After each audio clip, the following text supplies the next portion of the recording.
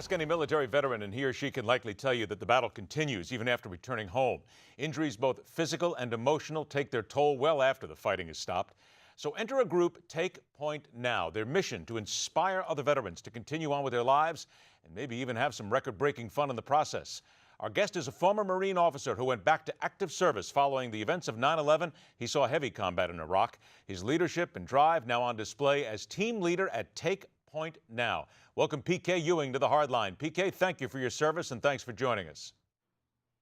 Thank you very much, sir. I appreciate that. It is my pleasure. How did this all get started now? Because this is really just a bunch of guys, it seems like, who got together and they rallied specifically around you, people who really wanted to help you when you returned.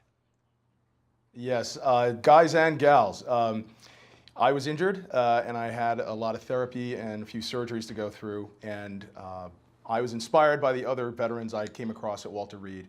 There were people with catastrophic injuries who were fighting not just to get back to life, but to excel like they did when they were in the service. So learning how to run on new legs so they could go run marathons and become a triathlete or something of that nature. Writing books, climbing mountains. These were some of the things that I was exposed to, and I realized, hey, look, I need to step back up into the game, and I need to be inspiring to other people like they were inspiring to me. Because when you look at veterans, from the moment that we raise our hands and we take the oath, we are part of a team, and you become rewired to work as part of a team. And then when you're in combat or you're stateside or whatever it is, you're doing extraordinary things as part of a team. You might be a 19-year-old aviation tech working on a stealth fighter during a strike with being sleep deprived for 72 hours. You might be kicking in doors and going after high value targets, but you did things as a team. Then when you come home, especially catastrophically, you were at the top of your game at one moment, and then you wake up in a hospital with half your body gone. It's too much to ask. So you need to be re-inspired and reinvigorated by your teammates, by your fellow service members. And that's why I got inspired, and that's why I'm so driven to get others out there to do extraordinary things like we did in the service. Now, they're inspiring you, and a lot of this is built around personal watercraft. Tell us why, because a lot of times when we hear veterans coming back, it's built around getting back into the workforce, maybe back into the community, but the use of jet skis and such, that's really unique. Well, this is the kind of, veterans are made up of a population that enjoys motorsports. A lot of us used to ride ATVs and motorcycles and jet skis before the service. Now, my injuries are such that I can't ride my motorcycle anymore, I can't snowboard anymore, I can't do a lot of the physical things I did before, so jet skiing was a safe alternative to get that thrill and freedom that I was missing. When my team started training to break the world record, we all realized that every veteran should get the opportunity to go out there, and that's what inspired us to start working on adaptive controls, because until now, if you were paralyzed or if you were missing a limb, you weren't able to ride a jet ski. You've got to be competitive is what I hear, and I hear this from a lot of veterans who come back, because when you're in that team, you're overseas, you're part of the military, there still is a competitive juice that flows, and when you come home, you've got to be able to challenge yourself, and that's difficult to find many times, isn't it? There's special accommodations have to be made, and people need to understand what you're going through. Absolutely, and you hit it on the head. The two things that I keep talking about that veterans need is to, one, be part of a team dynamic, just like we were in the military, and two, we need a strong challenge to strive against.